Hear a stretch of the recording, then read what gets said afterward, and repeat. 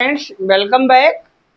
और जैसा कि पिछली वीडियो में हम लोगों ने सीखा था उपमा अलंकार, तो आज हम लोग उपमा के आगे रूपक से स्टार्ट करेंगे और रूपक के आगे सीखेंगे। तो अर्थालंकार में अब दूसरा जो हमारे सामने है वह रूपक, बहुत इंपॉर्टेंट है। तो रूपक होता क्या है, ठीक। अब इसको पहले हम जान लेते हैं, इसकी परिभाषा क्या कहती है। तो देखिए, जहां उपमेय को उपमान मान लिया जाए, कहने का मतलब ये है कि जहां उपमेय को ही उपमान मान लिया जाए वहां पे होता है हमारा रूपक अलंकार।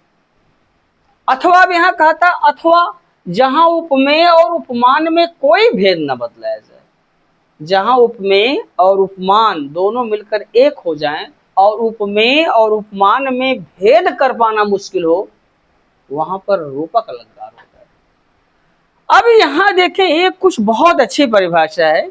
जहां रूप और गुण की अत्यधिक समानता के कारण उपमेय पर उपमान का आरोप अभेद स्थापित किया जाए। जहां रूप और गुण की अत्यधिक समानता हो जाए, जहां रूप और गुण की अत्यधिक समानता के कारण उपमेय पर उपमान का आरोप स्थापित किया जाए, उपमेय को पे आरोप लगाया जाए कि यही उपमान है, वहां पे क्या होता है, रूपक अलंकार होता है। कुछ इसके और परिभाषाएं, कभी कभी एग्जाम में घुमाकर परिभाषा भी पूछ लेता है, तो परिभाषाओं पर फोकस करना पड़ेगा, ठीक। और परिभाषा करके देख लेते हैं थोड़ा ठो, ठीक, क्योंकि ये बहुत इंपॉर्टेंट है। इंपॉर्टेंट तो सब हैं, यहाँ पे हम आपको उसी का जिक्र करेंगे जो बहुत ही खास इंपॉर्टेंट है, ठीक। अब इसका अथवा करके एक और परिभाषा ले ले, देखिए एक परिभाषा क्या कहती है, ठीक। तो कहता है कि जहां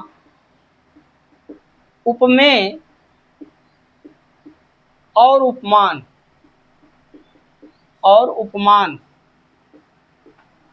उपमान एक रूप हो जाए, एक रूप हो जाए, रूप हो जाए अथवा जहां उपमेय को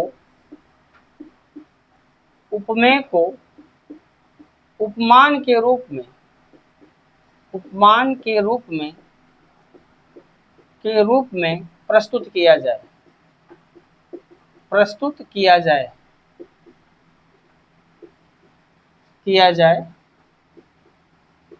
वहां रूपक अलंकार होता है, वहां रूपक अलंकार होता है, रूपक अलंकार होता है। अब आप समझो, जहां उपमेय और उपमान एक हो जाए, एक रूप हो जाए, अथवा जहां उपमेय को उपमान के रूप में प्रस्तुत किया जाए वहां। अगर आपको सारी परिभाषाएं नहीं याद होती तो बस आप इतना समझो, इतना दिमाग में रखो आप, कि रूपक अलंकार एक ऐसा अलंकार होता है, इसमें उपमेय पर उपमान का आरोप होगा, आरोप अभेद होगा, ठीक। उपमेय को उपमान के रूप में प्रस्तुत किया जाएगा, उपमेय ही उपमान है, ठीक, उसी पर उसका आरोप होगा, ठीक। तो जब उपमेय पर उपमान का आरोप अभेद स्थापित हो तो जान लीजिए वहां पे रूपक। कुछ इसके संकेत है, जरा उसको देख लेते हैं, क्या कहता है डी।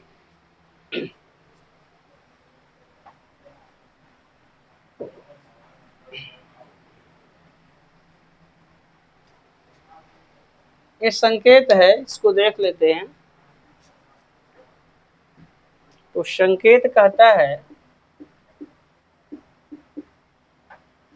संकेत कहता है इस अलंकार में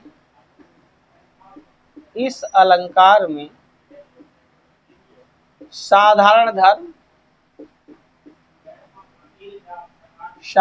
धर्म तथा वाचक का प्रयोग नहीं होता है,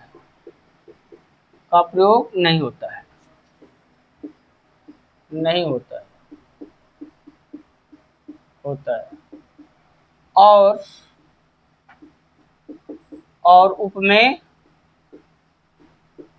उपमेय तथा उपमान, उपमान के बीच प्रायः योजक चिन्ह का प्रयोग होता है। योजक चिन्ह का प्रयोग होता है, चिन्ह का प्रयोग होता है। लेकिन आधुनिक इंग्लिश में, आधुनिक हिंदी में, आधुनिक हिंदी में, हिंदी में योजक चिन्ह का प्रयोग नहीं होता है। चिन्ह का प्रयोग नहीं होता है, नहीं होता है। अब यह समझो आप, इस अलंकार अर्थात रूपक की बात करता है, कहता है कि इस अलंकार में साधारण धर्म तथा वाचक का प्रयोग नहीं होता है, और उपमेय तथा उपमान के बीच प्रायः योजक चिन्ह का प्रयोग होता है।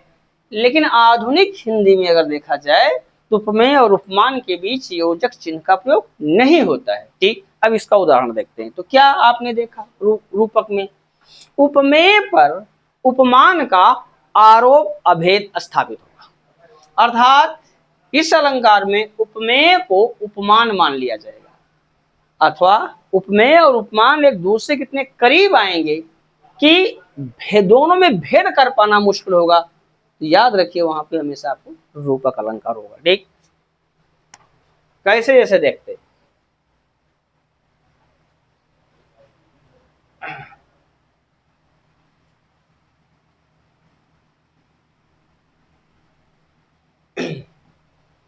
जैसे पहला एग्जाम्पल है, चरण कमल बंदो हरिराई। चरण कमल, चरण कमल बंदो, बंदो हरिराई, बंदो हरिराई, हरिराई। अब देखें इस अलंकार में किस पर किसका आरोप अभेद हुआ है। ठीक, देखें अगर यहाँ पे देखें चरण, तो चरण यहाँ पे हमारा उपमेय है, ये हमारा उपमेय है, और इस पर आरोप किसका लगा है, चरण ही क्या है, कमल, कमलवत चरणों। ठीक, तो इसका मतलब चरण को ही क्या माना गया, उपमान कमल मान लिया गया, ये हमारा उपमान है, उपमान है। तो इस चरण पर किसका आरोप लग रहा है, उपमान कमल का आरोप लग रहा है, अर्थात चरण को कमल के रूप में प्रस्तुत किया जा रहा है, इसलिए चरण उपमेय पर उपमान कमल का आरोप अभेद स्थापित किया गया है, इसलिए इस काव्य पंक्ति में रूपक अलंकार। ठीक, दूसरा उदाहरण देख लेते हैं।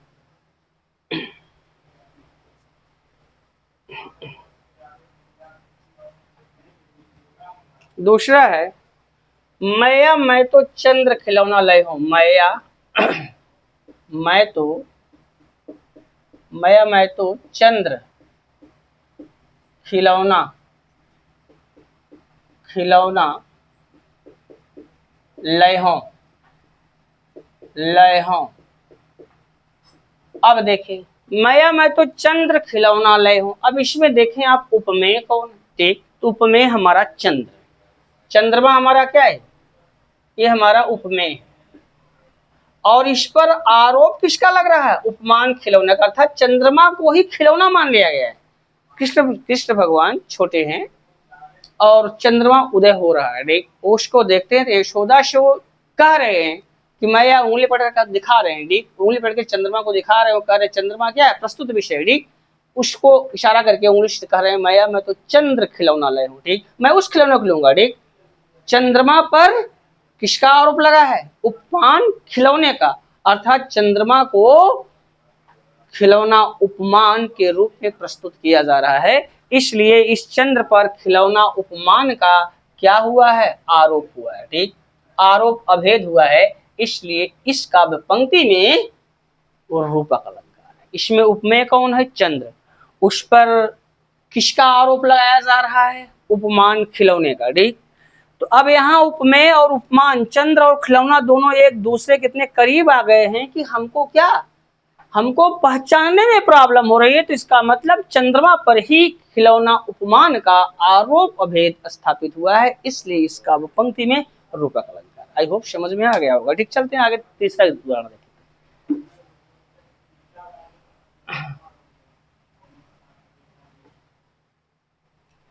अब देखें, तीसरा उदाहरण है, पायो जी, पायो जी, पायो जी, मैं तो राम रतन धन पायो, राम रतन धन पायो, धन पायो, पायो जी मैं तो राम रतन धन पायो। अब देखें इस काव्य पंक्ति में कौन उपमेय है, राम यहाँ पर हमारा उपमेय है, और इस पर किसका आरोप लग रहा है, रतन उपमान का था। राम को ही क्या रतन मान लिया गया है। मीरा जी ये कह रही हैं ठीक कि पायो जी मैं तो राम रतन धन पायो। ठीक, मतलब रतन रूपी राम। ठीक, तो यहाँ पे रतन हमारा उपमान है। तो इस पर अब देखें तो यहाँ उपमेय और उपमान एक रूप हो जा रहे हैं। ठीक, यहाँ दोनों में कोई भेद नहीं बतलाया जा रहा है, राम को ही रतन मान लिया गया है, अर्थात राम उपमेय पर उपमान रतन का आरोप अभेद स्थापित हो रहा है, इसलिए इसका पंक्ति में भी रूपक है। ठीक, अगला देखते थे।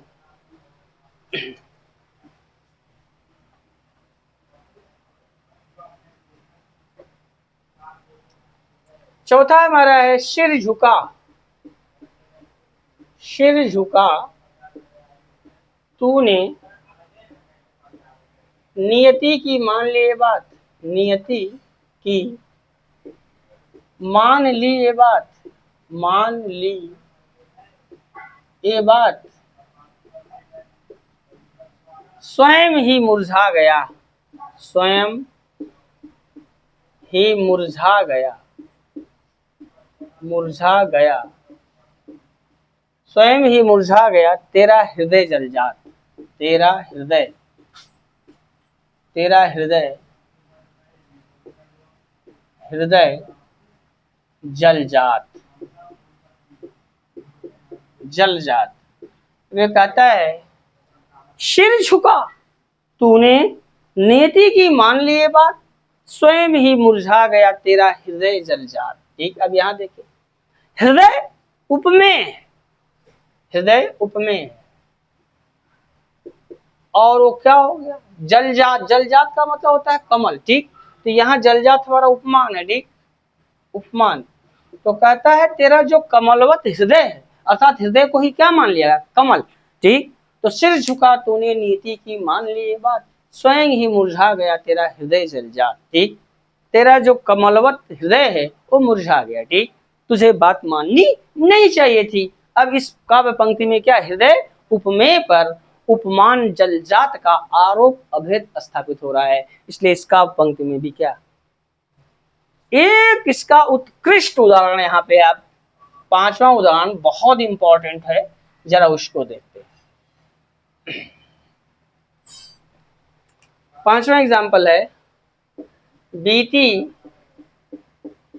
विभावरी, विभावरी का मतलब रात होता है, बीती विभावरी जागरी, जागरी, बीती विभावरी जागरी अंबर पनघट में डुबो रही, अंबर, अंबर पनघट में, अंबर पनघट में डुबो रही, में डुबो रही, डुबो रही तारा घट उषा नागरी, तारा घट उषा नागरी। भोर होने को है, रात समाप्त होने को है और भोर होने को है, आकाश के तारे जो हैं वो विलुप्त होने वाले हैं। ठीक, तो एक महिला, गांव गांव यहाँ वर्णन किया गया है कि एक गांव की एक महिला भोर में जग गई है और वो अपने सखियों को यह कहते हुए जगा रही है, अभी सो रही हो, जागो जागो, देखो आकाश में क्या हो रहा है। ठीक, तो वही बता रही कि बीती विभावरी जाग रही, अरे अभी भी तुम लोग सो रहे हो, अरे सखियों उठो, देखो क्या हो रहा है, रात समाप्त हो चुकी है। हो क्या रहा है आकाश में, अंबर पनघट में डुबो रही, आकाश रूपी पनघट में क्या हो रहा है, उषा रूपी स्त्री, नागरी का मतलब स्त्री से है, यहाँ नागरी का मतलब स्त्री। ठीक, और घट का मतलब होता है घड़ा, घड़ा, विभावरी का मतलब होता है रात। ठीक, अंबर का मतलब होता है आकाश। तो इस उदाहरण में देखें, अब पहले ही समझ लें, अंबर यहाँ पे जो शब्द है ये हमारा उपमेय, क्या है, उपमेय। इस पर आरोप किसका लग रहा है, पनघट। पनघट क्या है, उपमान है, ये हमारा उपमान है। ठीक, तो यहाँ पे अंबर पे क्या, अंबर को क्या मान लिया गया, पनघट मान लिया गया। ठीक, अंबर पनघट में डुबो रही, तारा घट, तारा क्या है, तारा यहाँ उपमेय है, याद रखना, ये तारा हमारा यहाँ उपमेय है। ठीक, और इस पर किसका आरोप लग रहा है, घट। घट क्या है यहाँ पे हमारा, ठीक, ये हमारा उपमान है। ठीक, तो तारे को ही क्या माना गया है, ठीक, घड़ा। ठीक, और उषा, उषा मतलब भोर का समय बात कर रहा है, नागरी मन स्त्री। ठीक, तो बीती विभावरी जागरी, अंबर पनघट में डुबो रही, तारा घट उषा नागरी। इस उदाहरण में कहा गया है कि वो महिला अपने सखियों को जगाते हुए कह रही है कि देखो आकाश में क्या, अभी तुम लोग सो रही, सुबह हो गई है, भोर हो गया है। ठीक, देखो देखो आकाश में क्या हो रहा है, बीती विभावरी जाग रही, अरे सखियों जागो, रात समाप्त हो चुकी है, अंबर पनघट में डुबो रही, तारा घट उषा नागरी, देखो देखो आकाश रूपी पनघट में उषा रूपी स्त्री तारे रूपी घड़े को डुबो रही है, जाग जाओ, अब सुबह हो गई है, भोर हो गया। ठीक, तो यहाँ पर देखें, तो यहाँ पर अंबर, अंबर उपमेय पर, पनघट उपमान का, और उपमेय तारा पर उपमेय घट का, और उपमेय उषा पर उपमान नागरी। ये देखो ये हमारा उषा क्या, उपमेय। ठीक, उपमेय, और यहाँ नागरी क्या है, उपमान है। ठीक, तो एक बार फिर सुन लीजिए, तो आपको प्रसंग तो पता ही चल ही गया। ठीक, तो देखो देखो आकाश में क्या हो रहा है, यहाँ पर आकाश रूपी पनघट, अर्थात यहाँ पर जो अंबर है, अंबर को ही पनघट मान लिया गया, अर्थात यहाँ पर आरोप लग रहा है किस पे, अंबर पर पनघट का, अंबर पर पनघट का, तारा पर घड़े का। ठीक, और उषा पर स्त्री का आरोप अभेद हुआ है। फिर समझिए, इन पंक्तियों में उपमेय अंबर पर, उपमान पनघट का, उपमेय तारा पर, उपमान घट का, और उपमेय उषा पर उपमान नागरी का आरोप अभेद स्थापित किया गया है।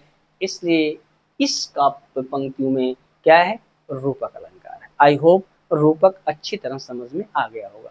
चलिए बढ़ते हैं हम लोग उत्प्रेक्षा अलंकार की तरफ, देखते हैं वो क्या होता है।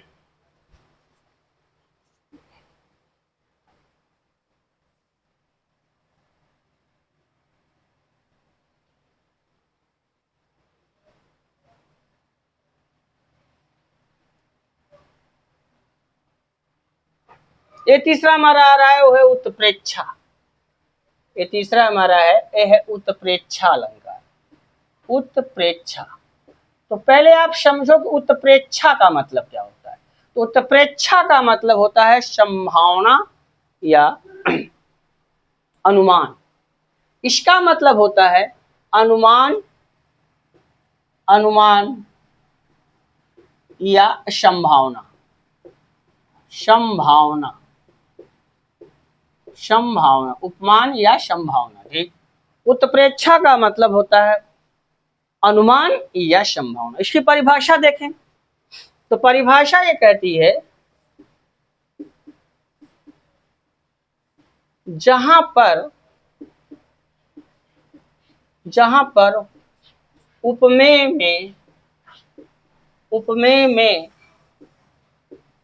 कल्पित उपमान की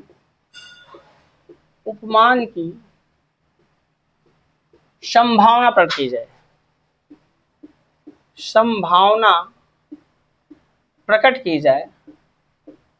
प्रकट की जाए वहां उत्प्रेक्षा अलंकार होता है। उत्प्रेक्षा अलंकार होता है।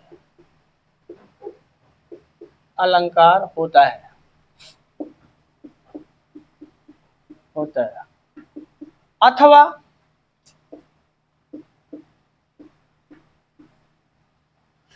जहां एक वस्तु में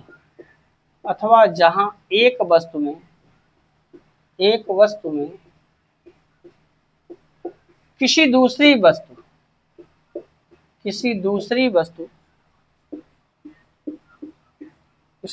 वस्तु की संभावना प्रकट की जाए, संभावना प्रकट की जाए वहां उत्प्रेक्षा अलंकार होता है।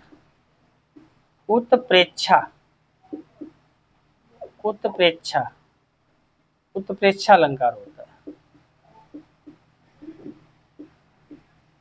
अब यहां समझिए, यहाँ पे इसकी परिभाषा ये कह रही है कि जहां पर उपमेय में कल्पित उपमान की संभावना प्रकट की जाए, अर्थात उपमेय में उपमान की कल्पना की जाए कि इसमें ये चीज है, ठीक, कल्पना की जाए, ठीक। तो क्या होता है इस अलंकार में, जहां पर उपमेय में कल्पित उपमान की संभावना प्रकट की जाए वहां उत्प्रेक्षा अलंकार होता है। अथवा जहां एक वस्तु में किसी दूसरी वस्तु की संभावना प्रकट की जाए, इस वस्तु में इसके होने की संभावना है, ठीक, वहां पर उत्प्रेक्षा। याद रखो, इस अलंकार में उपमेय में कल्पित उपमान की संभावना प्रकट की जाती है, अथवा किसी एक वस्तु में किसी दूसरे वस्तु के होने की कल्पना की जाती है। इसकी एक पहचान भी है, कुछ पहचान इसकी जान लेते हैं। कैसे पहचान?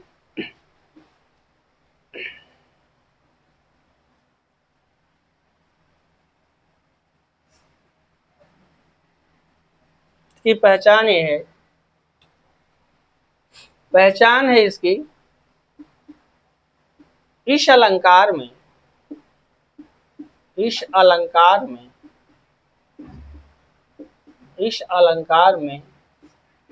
मनु मानो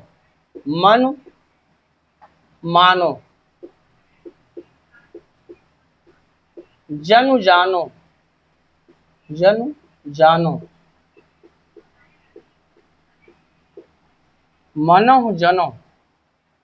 मनहु जनहु इत्यादि शब्दों का प्रयोग होता है। इत्यादि शब्दों का प्रयोग होता है। इस अलंकार में क्या होता है? मनु मानो जनु जानो मनहु जनहु इत्यादि शब्दों का प्रयोग होता है, ठीक। अब यहां देख लेते हैं कैसे।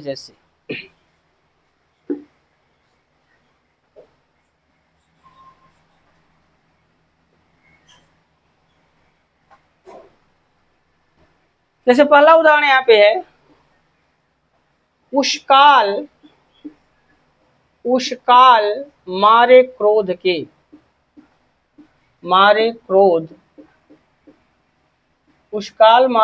के तनु कांपने उष्का लगा।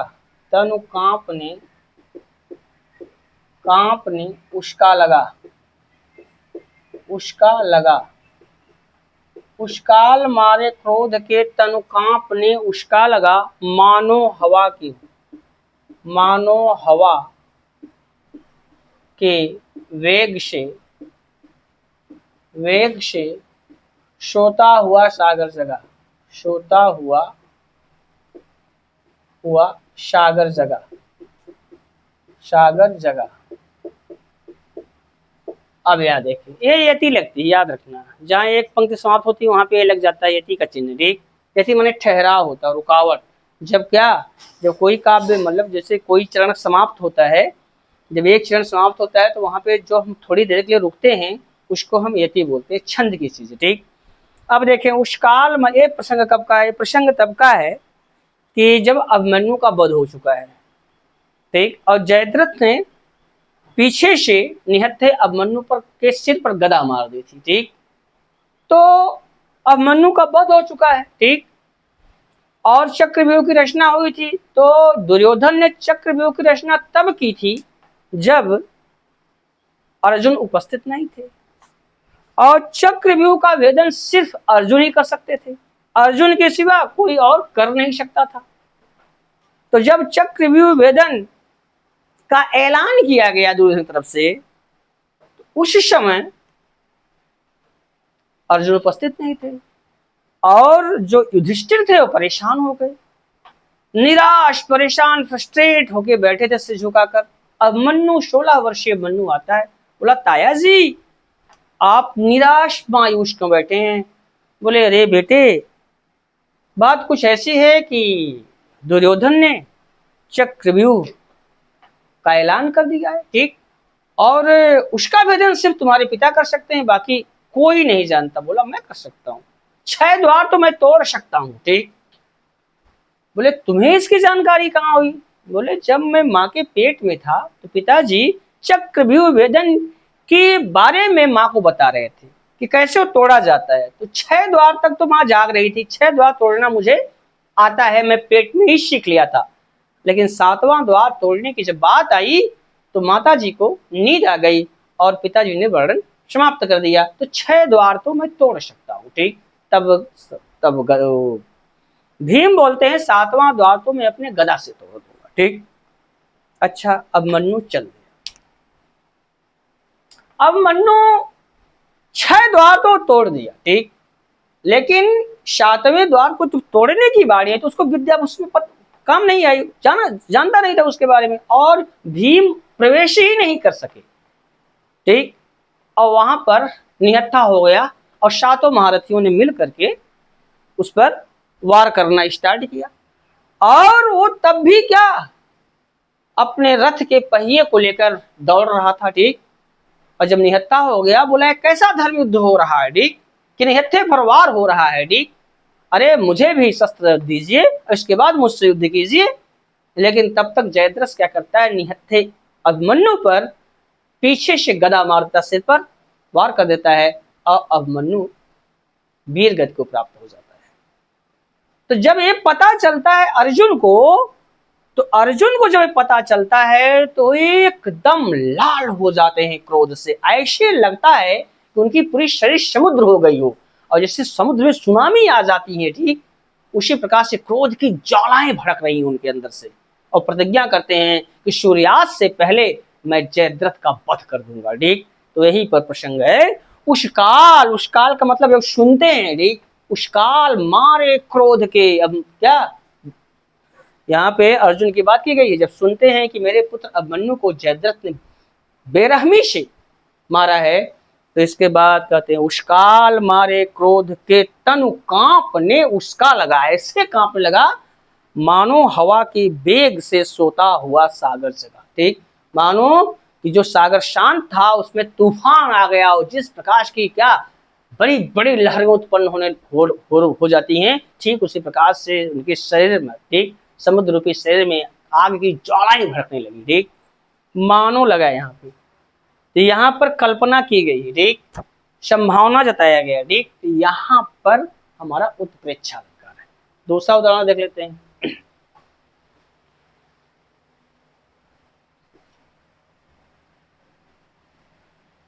दूसरा उदाहरण यहाँ पे है फूले काश सकल महि छाई, सकल महि छाई सकल महिछाई जनु वर्षा ऋतु, जनु वर्षा ऋतु, ऋतु प्रकट बुढ़ाई, प्रकट बुढ़ाई, जन वर्षा ऋतु प्रकट बुढ़ाई। ठीक, अब यहाँ देखें, फूले काश शकल महिछाई, कहा जाता है कि जब काश में फूल लग जाते हैं और फूल वो काश झुक कर जमीन को टच करने लगती है, स्पर्श करने लगती है, तो ऐसा माना जाता है कि वर्षा जो है अब समाप्त होने को। ठीक, तो फूले काश शकल महिछाई जनु वर्षा ऋतु प्रकट, जैसे लग रहा है। ठीक, जनु यहाँ शब्द आया है, ये जनु शब्द है, तो मनु मानो जनु जानो मनहु जनऊ, अगर किसी काव्य पंक्ति में आपको मिल रहा है तो याद रखना उत्प्रेक्षा अलंकार है। ठीक, यहाँ पर वर्षा ऋतु की क्या की गई है, संभावना जताई गई है। तीसरा उदाहरण देख लेते हैं। ठीक,